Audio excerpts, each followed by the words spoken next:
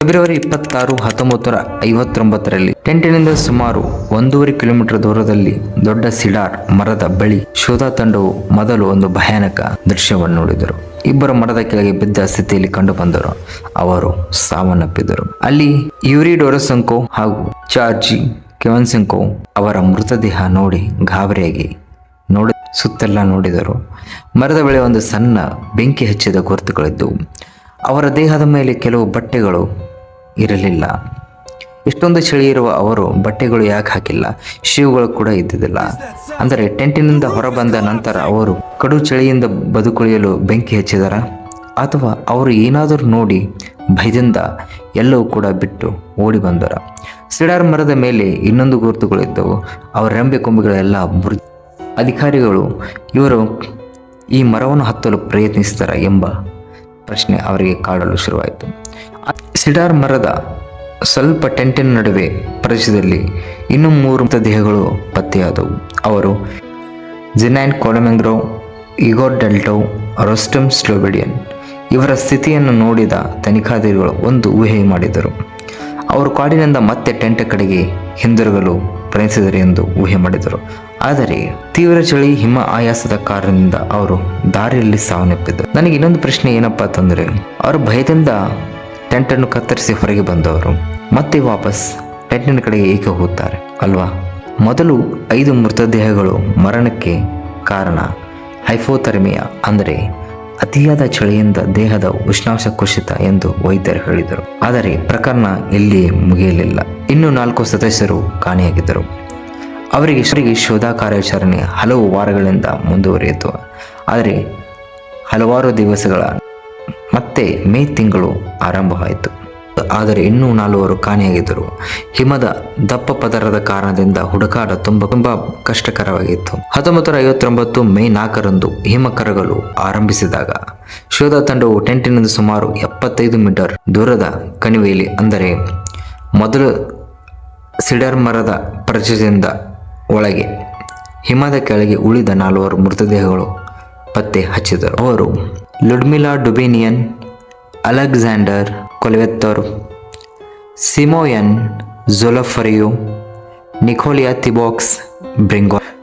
ಈ 4 ದೇಹಗಳನ್ನು ಪರೀಕ್ಷಿಸಿದಾಗ ತನಿಖಾಧಿಕಾರಿಗಳು ಬೆಚ್ಚಿಬಿದ್ದರು. ನಿಕೋಲಿಯಾ ಥಿಬೋ ಬ್ರಿನಿಯೋಲ್ ಅವರ ತಲೆಬುರುಡೆಗೆ ತೀವ್ರ ಪೆಟ್ಟು ಇತ್ತು. ಸೆಮೋನೋ ಝೊಲಟೆರಿಯೋ ಅವರ ಎದೆಯ ಹಲವಾರು ಮೂಳೆಗಳು ಮುರಿದಿದ್ದವು ಹಾಗೂ ಲುಡ್ಮಿಲಾ ಡುಬಿನಿಯನ್ ಅವರ ಎದೆಯ ಮೂಳೆಗಳು ಭಾರೀ ಪ್ರಮಾಣದಲ್ಲಿ ಮುರಿದಿದ್ದವು. ವೈದ್ಯರ ವರದಿಯ ಪ್ರಕಾರ ಈ ಗಾಯಗಳು ಅತ್ಯಂತ ದೊಡ್ಡ ಬಲದಿಂದ ಉಂಟಾಗಿವೆ ಎಂದು. ಆಶ್ಚರ್ಯಕರವಾದ ಸಂಗತಿ ಏನೆಂದರೆ, ದೇಹದ ಹೊರಭಾಗದಲ್ಲಿ ಯಾವ ಗಾಯಗಳು ಕಾಣಿಸಲೇ ಇಲ್ಲ. ಏಕೆಂದರೆ ಒಬ್ಬ ಮನುಷ್ಯ ಒಂದು ಸಣ್ಣ ಪೆಟ್ಟಾದರೂ ಕೂಡ ಗಾಯ ಹೊರಗೆ ಕಾಣುತ್ತದೆ. ಅದರಲ್ಲಿ ಅವರ ಬೆನ್ನು ಮೂಳೆಗಳು, ತಲೆಬುರುಡೆ ಏಟುಗಳು ಹಲವಾರು ರೀತಿಯಲ್ಲಿ ಕಂಡರೂ ಕೂಡ ಯಾವುದೇ ರೀತಿಯ ಹೊರಭಾಗದಲ್ಲಿ ಅವರಿಗೆ ಗಾಯ ಕಂಡುಬರಲಿಲ್ಲ. ಇದು ಆ ತನಿಖಾಧಿಕಾರಿಗಳಿಗೆ ಗೊಂದಲಕ್ಕೀಡು ಮಾಡಿತು. ಆದರೆ ಒಂದು ರಹಸ್ಯವಾಗಿ ಉಳಿದಿತ್ತು. ಅದುವೇ ಲುಡ್ಮಿಲಾ ಡುಬಿನಿಯನ್ರ ನಾಲಿಗೆಯ ರಹಸ್ಯ. ಲುಡ್ಮಿಲಾ ಡುಬಿನಿಯನ್ ಅವರ ನಾಲಿಗೆ ಕೆಲವು ಮೃದು ಅಂಗಾಂಶಗಳು ಕಾಣೆಯಾಗಿದ್ದವು. ಇದನ್ನು ಆಧರಿಸಿ ಅನೇಕ ಸಿದ್ಧಾಂತಗಳು ಹರಡಿದವು. ಆದರೆ ನಂತರ ನ್ಯಾಯವೈದ್ಯಕೀಯ ತಜ್ಞರು ದೀರ್ಘಕಾಲ ಹಿಮದಲ್ಲಿ ಇದ್ದ ಕಾರಣಕ್ಕೆ ಪ್ರಕೃತಿಯ ಪರಿಣಾಮಗಳಿಂದ ಕೆಲವು ಮೃದ ಅಂಗಾಂಶಗಳು ನಾಶವಾಗಿರಬಹುದು ಎಂದು ವಿವರಿಸಿದರು. ಇದೇ ದೃಢಪಟ್ಟ ವೈಜ್ಞಾನಿಕ ವಿವರಣೆ. ವೈಜ್ಞಾನಿಕ ವಿವರಣೆ ಯಾವುದೇ ಅಲೌಕಿಕ ಘಟನೆಗೆ ಸಾಕ್ಷ್ಯವಲ್ಲ. ಇದೊಂದು ವಿಚಿತ್ರ ಸಂಗತಿ. ಕೆಲವು ಸದಸ್ಯರ ಬಟ್ಟೆಗಳಿರಲಿಲ್ಲ, ಸ್ವಲ್ಪ ಪ್ರಮಾಣದ. ಆದರೆ ಅಲ್ಲಿ ಬಟ್ಟೆ ಮೇಲೆ ಇನ್ನೊಂದು ಉತ್ತರ ಸಿಕ್ಕಿತು, ಅಂದರೆ ರೇಡಿಯೋ ಆಕ್ಟಿವ್ ಗುರುತುಗಳು ಪತ್ತೆಯಾದವು ಎಂದು ವಿಜ್ಞಾನಿಗಳು ಹೇಳಿದರು.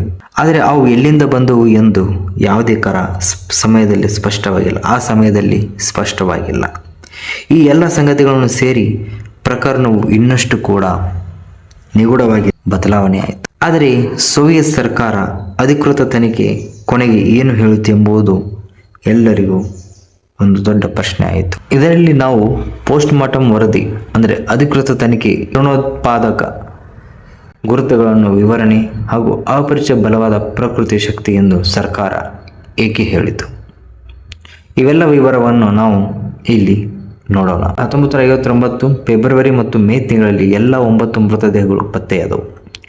ನಂತರ ಸೋವಿಯತ್ ಅಧಿಕಾರಿಗಳು ವೈದ್ಯಕೀಯ ಪರೀಕ್ಷೆ ಅಂದರೆ ಪೋಸ್ಟ್ ಮಾರ್ಟಮ್, ಅಂದರೆ ನೋಡುತ್ತಿರುವುದು ಇದು 1959ರ ಪೋಸ್ಟ್ ಮಾರ್ಟಮ್ ರಿಪೋರ್ಟ್, ಆ ಸ್ಥಳ ಪರಿಶೀಲನೆ, ಸಾಕ್ಷಿಗಳು ವಿಶ್ಲೇಷಣೆ ನಡೆಸಿದರು. ತನಿಖೆಯಲ್ಲಿ ದೃಢಪಟ್ಟ ಸಂಗತಿಗಳು ಏನೇನಾಗಿದೆ? ಟೆಂಟ್ ಅನ್ನು ಒಳಗಿನಿಂದ ಕತ್ತರಿಸಲಾಗಿತ್ತು. ತಂಡದ ಸದಸ್ಯರು ತುರ್ತಾಗಿ ಟೆಂಟ್ ಅನ್ನು ಬಿಟ್ಟು ಹೊರಬಂದಿದ್ದರು. ಮೊದಲು 5 ಮೃತದೇಹಗಳು ಮುಖ್ಯವಾಗಿ ಹೈಪೋಥರ್ಮಿಯಿಂದ ಅಂದರೆ ಅತಿಯಾದ ಚಳಿಯಿಂದ ಆಗಿದ್ದಾರೆ ಎಂದು ಹೇಳಿದರು. ಉಳಿದ ನಾಲ್ವರಲ್ಲಿ ಕೆಲವರಿಗೆ ಅತ್ಯಂತ ಬಲವಾದ ಹೊಡೆತದಿಂದ ಉಂಟಾಗುವಂತಹ ಒಳಗಿನ ಗಾಯಗಳು ಕಂಡುಬಂದವು. ಕೆಲವು ಬಟ್ಟೆಗಳಲ್ಲಿ ಕಡಿಮೆ ಮಟ್ಟದ ರೇಡಿಯೋ ಆಕ್ಷನ್ ಗುರುತುಗಳು ದಾಖಲಾದವು. ಆದರೆ ತನಿಖಾಧಿಕಾರಿಗಳಿಗೆ ಆ ರಾತ್ರಿ ನಿಜವಾಗಿಯೂ ಏನಾಯಿತೆಂಬುದು ಖಚಿತವಾಗಿ ಸಾಬೀತುಪಡಿಸುವ ಸಾಕ್ಷಿ ಸಿಗಲಿಲ್ಲ. 1959 ಮೇ ತಿಂಗಳಲ್ಲಿ ತನಿಖಾಧಿಕಾರಿಗಳು ಲೇವ್ ಇವಾನೋವ್ ಪ್ರಕರಣವನ್ನು ಮುಕ್ತಾಯಗೊಳಿಸಿದರು. ಅಧಿಕೃತ ವರದಿಯಲ್ಲಿ ಅವರು ತಂಡದ ಸದಸ್ಯರು ಅನ್ಕ್ನೋವನ್ ಕಂಪ್ಲೈನಿಂಗ್ ನ್ಯಾಚುರಲ್ ಫೋರ್ಸ್ ಅಂದರೆ ಅಪರಿಚಿತ ಮತ್ತು ಅತ್ಯಂತ ಪ್ರಬಲವಾದ ಪ್ರಕೃತಿಯ ಶಕ್ತಿಯ ಪರಿಣಾಮದಿಂದ ಸಾವನ್ನಪ್ಪಿದರು ಎಂದು ಬರೆದರು. ಆದರೆ ಅಪರಿಚಿತ ಪ್ರಕೃತಿಯ ಶಕ್ತಿ ಎಂದರೆ ಏನು ಎಂಬುದು ವರದಿಯಲ್ಲಿ ಯಾವುದೇ ಕೂಡ ಸ್ಪಷ್ಟವಾಗಿ ನೀಡಲಿಲ್ಲ. ಅಲ್ಲಿನ ಸರ್ಕಾರ ಕೆಲವೇ ದಿನಗಳಲ್ಲಿ ಈ ಪ್ರಕರಣವನ್ನು ಮುಚ್ಚಿದರು. ಆ ಘಟನಾ ಸ್ಥಳವನ್ನು ಕೆಲಕಾಲ ಸಾರ್ವಜನಿಕರಿಗೆ ಮುಚ್ಚಲಾಯಿತು. ಇದರಿಂದ ಜನರಲ್ಲಿ ಅನೇಕ ಪ್ರಶ್ನೆಗಳು ಹುಟ್ಟಲು ಪ್ರಾರಂಭವಾಯಿತು.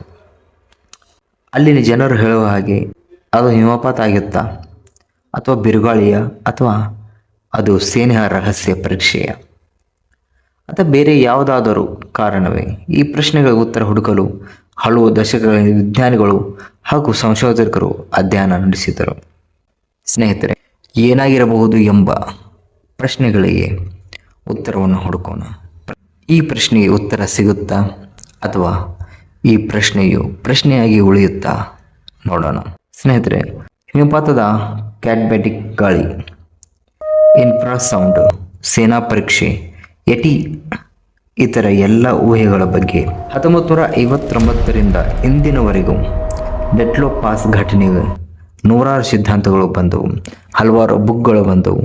ಎಲ್ಲವೂ ಕೂಡ ಪ್ರಮುಖ ಸಿದ್ಧಾಂತಗಳು ಒಂದೊಂದಾಗಿ ಪರಿಶೀಲಿಸೋಣ. ಮೊದಲನೇದಾಗಿ ಹಿಮಪಾತ. ಇದು ಅತ್ಯಂತ ಪ್ರಸಿದ್ಧವಾದ ಸಿದ್ಧಾಂತ.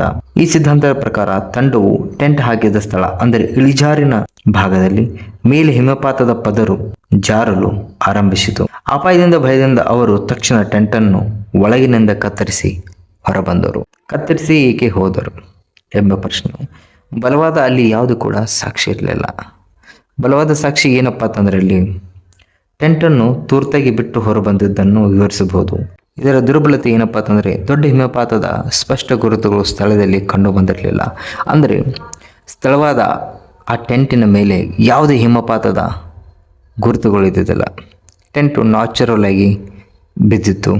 ಅಷ್ಟು ದಿನಗಳವರೆಗೂ ಕೂಡ ಹೆಜ್ಜೆ ಗುರುತುಗಳು ಹೇಗೆ ಕಂಡಿತು? ಒಂದು ವೇಳೆ ಏನಾದರೂ ಭಾರಿ ಹಿಮಪಾತ ಆಗಿದ್ದರೆ ಆ ಹೆಜ್ಜೆ ಗುರುತುಗಳು ಕಾಣುತ್ತಿರಲಿಲ್ಲ. ಮೂರನೇದಾಗಿ ಕ್ಯಾಟ್ಬ್ಯಾಟಿಕ್ ಗಾಳಿ. ಕೆಲವು ವಿಜ್ಞಾನಿಗಳು ಪರ್ವತದಿಂದ ಅತ್ಯಂತ ವೇಗದಲ್ಲಿ ಬೀಸುವ ತಣ್ಣನೆಯ ಕ್ಯಾಟ್ಬ್ಯಾಟಿಕ್ ಗಾಳಿ ತಂಡವನ್ನು ಭಯಪಡಿಸಿರಬಹುದು ಎಂದು ಅಭಿಪ್ರಾಯಪಡಿಸಿದರು. ಅಂದರೆ ಅತಿಯಾದ ಗಾಳಿ ಇನ್ಫ್ರಾಸೌಂಡ್ ಕ್ರಿಯೇಟ್ ಆಗುತ್ತೆ, ಇದರಿಂದ ಭಯಪಟ್ಟಿರಬಹುದು ಎಂದು ಅವರು ಅಭಿಪ್ರಾಯ ವ್ಯಕ್ತಪಡಿಸಿದರು. ಆದರೆ ಇಲ್ಲಿ ಯಾವುದೇ ನೇರ ಸಾಕ್ಷಿಗಳು ಇರಲಿಲ್ಲ. ಸೋವಿಯತ್ ಸೇನೆಯ ರಹಸ್ಯ ಪರೀಕ್ಷೆ. ಫೆಬ್ರವರಿ ತಿಂಗಳಲ್ಲಿ ಕೆಲವರು ಆ ಸಮಯದಲ್ಲಿ ಸೋವಿಯತ್ ಸೇನಾ ರಹಸ್ಯ ಕ್ಷಿಪಣಿ ಮತ್ತು ಸ್ಫೋಟಕ ಪರೀಕ್ಷೆ ನಡೆಸಿರಬಹುದು ಎಂದು ಊಹಿಸಿದರು. ಆದರೆ ಇದನ್ನು ದೃಢಪಡಿಸುವ ಅಧಿಕೃತ ಸಾಕ್ಷಿಗಳು ಲಭ್ಯವಾಗಿಲ್ಲ. ಯಟಿ, ಅನ್ಯಗ್ರಹ ಜೀವಿಗಳು ಹಾಗೂ ಅಲೌಕಿಕ ಶಕ್ತಿ. ಸ್ನೇಹಿತರೆ, ಈ ಘಟನೆ ಬಗ್ಗೆ ಯಟಿ, UFO, ಭೂತ ಪ್ರೇತ, ಇತರ ಅಲೌಕಿಕ ಕಥೆಗಳು ಬಹಳ ಪ್ರಸಿದ್ಧವಾದವು. ಇವೆಲ್ಲವೂ ಕೂಡ ಅಲ್ಲಿಯ ಸುತ್ತಮುತ್ತಲ ಜನರು ಮಾತಾಡುತ್ತಿರುವ ಮಾತುಗಳಾಗಿದ್ದವು. ಆದರೆ ಇವುಗಳಿಗೆ ಯಾವುದೇ ವೈಜ್ಞಾನಿಕ ಹಾಗೂ ತನಿಖಾ ಸಾಕ್ಷಿಗಳು ದೊರಕಿಲ್ಲ.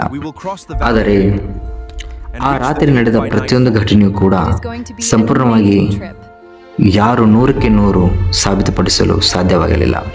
ಡೆಟ್ಲೋ ಪಾಸ್ ಘಟನೆ ಇಂದಿಗೂ ಕೂಡ ವಿಶ್ವದ ಅತ್ಯಂತ ಪ್ರಸಿದ್ಧವಾದ ಅನವರ್ಚಿತ ರಹಸ್ಯಗಳಲ್ಲಿ ಒಂದಾಗಿದೆ. ಲಭ್ಯವಿರುವ ಸಾಕ್ಷ್ಯಗಳು ಕೆಲವು ಪ್ರಶ್ನೆಗಳಿಗೆ ಉತ್ತರ ನೀಡುತ್ತವೆ, ಆದರೆ ಕೆಲವು ಪ್ರಶ್ನೆಗಳು ಇನ್ನೂ ಕೂಡ ಉತ್ತರಿಸದೆ ಉಳಿದಿವೆ. ಬಹುಶಃ ಆ ಹಿಮಪರ್ವತದ ಆ ರಾತ್ರಿ ಏನಾಯಿತೆಂಬುದು ನಿಜವಾಗಿಯೂ ಗೊತ್ತಿರೋದು ಆ 9 ಯುವಕರಿಗೆ ಮಾತ್ರ. 9 ಜೀವಿಗಳು ಹಿಮದಲ್ಲಿ ಮರೆಯಾದವು. ಆದರೆ ಅವರ ಕತೆ ಜಗತ್ತಿಗೆ ಒಂದು ಸತ್ಯವನ್ನು ಹೇಳಿತು.